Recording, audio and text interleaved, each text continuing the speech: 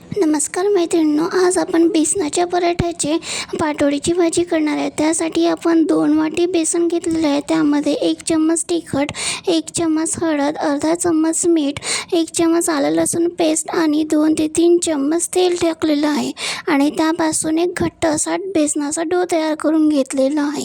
तो थोडा कडकच असायला हवा। आता हे अशी त्याची गोळा तयार करून घेतलेला आहे। त्यापासून आता थोडं तेल लावून आपण एक पराठ्यासारखं त्यांना लाटून घेऊया। हे बघा, अशा प्रकारे त्या पराठ्याला म्हणजेच त्या बेसनाच्या डोला 2 गोळे करून एक गोळ्यापासून असं पराठा तयार करून म्हणजे पोळी लाटून घ्यायची आणि दोन्ही पोळी लाटून झाल्यानंतर आपण त्याला काय करायचं ते समोर बघा। आता हे पराठ्याला पोळी लाटून झालेली आहे।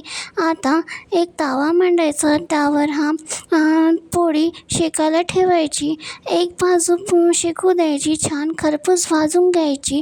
त्यानंतर ती भाजून झाल्यावर ती बाजू पलटवायची आणि दुसऱ्याही साईडला तशीच खरपूस भाजून घ्यायची। बघा, आता एक बाजू झालेली आहे, आता दुसऱ्या बाजूला पलटवून घेतलेलं आहे आणि ज्या बाजू झालेली आहे तिला वरून थोडं तेल लावायचं आणि छान प्रकारे त्यांना तेल लावून दोन्ही साईडने भाजून घ्यायचं। असं दोन्ही पोळ्यांचं कडक अशा 2 पराठे बेसनाचे तयार करून घ्यायचे आहेत। आता आपण त्या दोन्ही बेसनाच्या पराठ्यापासून कसे आपण पाटोडी तयार करणार आहोत ते समोर बघणार आहोत। आता हे छान पाव्यावर दोन्ही साईडने खरपूस भाजून घेतलेलं आहे। आता बघा, छान अशी ही बेसनाचा पराठा तयार झालेला आहे। आता ह्याला थोडं थंड होऊ द्यायचं आणि त्याचं असं सराट्याने किंवा चाकूने असं काप करून घ्यायचं आहे। बघा, असं हे पूर्ण पोळीचं म्हणजेच पराठ्याचं असं छान काप तयार करून घ्यायचं आहेत आणि हे काप तयार करून घेतल्यानंतर छान पाटोडीच्या आकाराचे चौकोनी असे म्हणजेच हे अशा प्रकारचे पाटोडीचे तुकडे करून घ्यायचे आहेत। आता पाटोडीचा रस्सा तयार करण्यासाठी एका गंजात तेल घेतलेलं आहे, त्यामध्ये जिरा मोहरीचे दाणे आणि गरम मसाला टाकून घेतलेला आहे।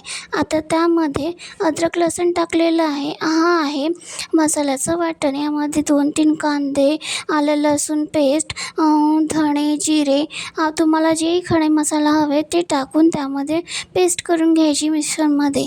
आता हा मसाल्याचं वाटण त्या तेलामध्ये टाकून घेतलेलं आहे आणि छान प्रकारे खरपूस त्याला आपण भाजून घ्यायचं, जेणेपर्यंत याचं तेल सुटणार नाही या मसाल्यांपासून। आता बघा, हा मसाला कसा छान खरपूस भाजून झालेला आहे।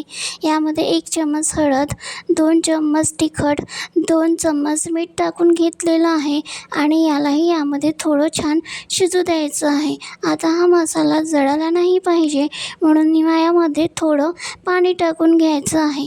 बघा, यामध्ये थोडं पाणी टाकून घेतलेलं आहे आणि त्याला एक छान सलग उकळी येऊ द्यायची आहे। हे मसाला छान या पाण्यामध्ये शिजून घ्यायचा आहे आणि नंतर आपल्याला ज्या प्रमाणात हवं आहे त्या प्रमाणात रस्सा करून घेण्यासाठी त्यामध्ये पाणी टाकून घ्यायचं आहे। बघा, तुम्हाला पाटोडीला जेवढा रस्सा हवा तेवढा तुम्ही त्यामध्ये पाणी टाकून घ्यायचं आहे आणि याला छान असं या रस्स्याला उकळी येऊ द्यायची आहे। अशा प्रकारे या रस्स्याला छान उकळी आलेली आहे, म्हणजे हा पाटोडीचा रस्सा एकदम तयार झालेला आहे। हा पाटोडीचा रस्सा थोडा वेळ थंड होऊ द्यायचा, म्हणजे कोमट होऊ द्यायचं। त्यानंतर हे आपण काप केलेले पाटोडी त्यामध्ये टाकून घ्यायचं आहे। अशा प्रकारे ही पाटोडीची भाजी तयार होते आणि खायलाही छान लागते।